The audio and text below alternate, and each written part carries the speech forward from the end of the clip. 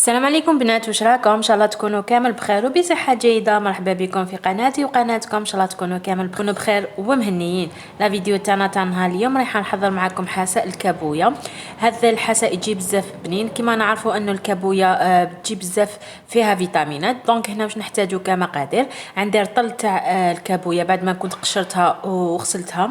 عندي حبه بصل متوسطه، عندي هنايا 3 حبات تاع زروديه، عندي حبه تاع الطوماطيش، عندي حبه تاع البطاطا. نحتاجو كذلك 2 مغارف تاع العدس الاحمر.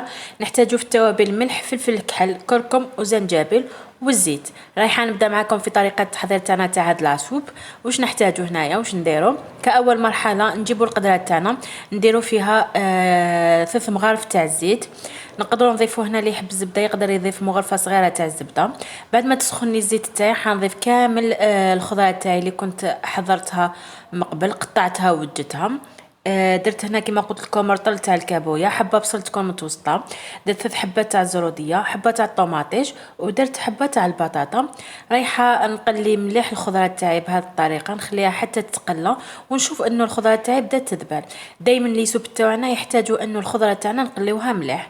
بعد ما درت الخضره تاعي كامل رايحه نضيف التوابل اللي قلنا عليهم هما ملح، فلفل كحل، كركم وزنجبيل.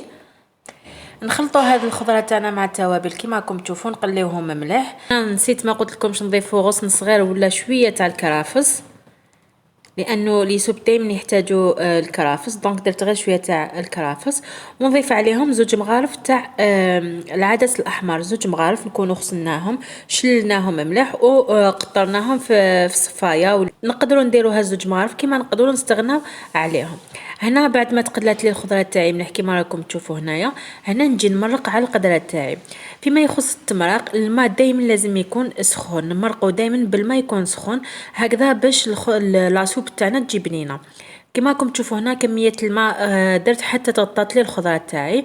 نخلط هكذا كامل الخضره تاعي، نغطي عليها ونخليها حتى نشوف انه الخضره تاعي طابت تماما. من بعدك نجي نكمل مراحل التحضير تاعنا تاع لاصوب.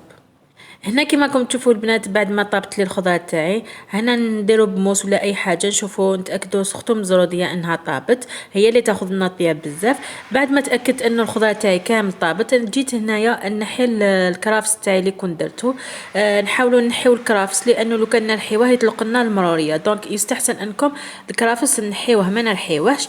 هنا نجي نرحي الخضره تاعي كامل، نرحيها مليح كما راكم تشوفوا هنا البنات. بعد ما رحيت الخضره تاعي مليح بهذه الطريقه، نشوفوا القوام تاعها. كاين اللي يحب لي سوب يجيو خفاف، كاين اللي يحبهم يجيو ثقال. دونك القوام تاع لا سوب تاعنا نتوما تتحكموا فيه. اذا شفتوها عاقده بزاف تقدروا تضيفوا كميه تاع الماء لازم يكون سخون. هنا ثاني نضيفوا بعد ما ميكسيت كلش، نضيفوا مغرفه كبيره تاع الفرomاج. نقدروا نستعملوا اي نوعيه تكون عندنا، تحبوا تاع المثلثات ولا اي نوعيه تكون عندكم، ضيفوا الكميه اللي تحبوها. انا هنا حوالي درت مغرفه كبيره تاع الفرomاج وميكسيت كلش مع بعض. راح نعاود نرجع لاصوب تاعي فوق النار، نخليها تغلي، غير ترفد لي الغليه نطفي عليها ولاصوب تاعنا هنا تكون واجده.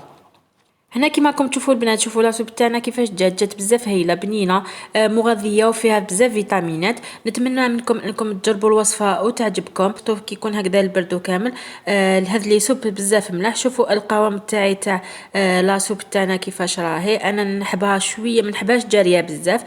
هنايا نكون وصلنا لنهايه الفيديو. نتمنى منكم انكم تجربوا الوصفه وتعجبكم.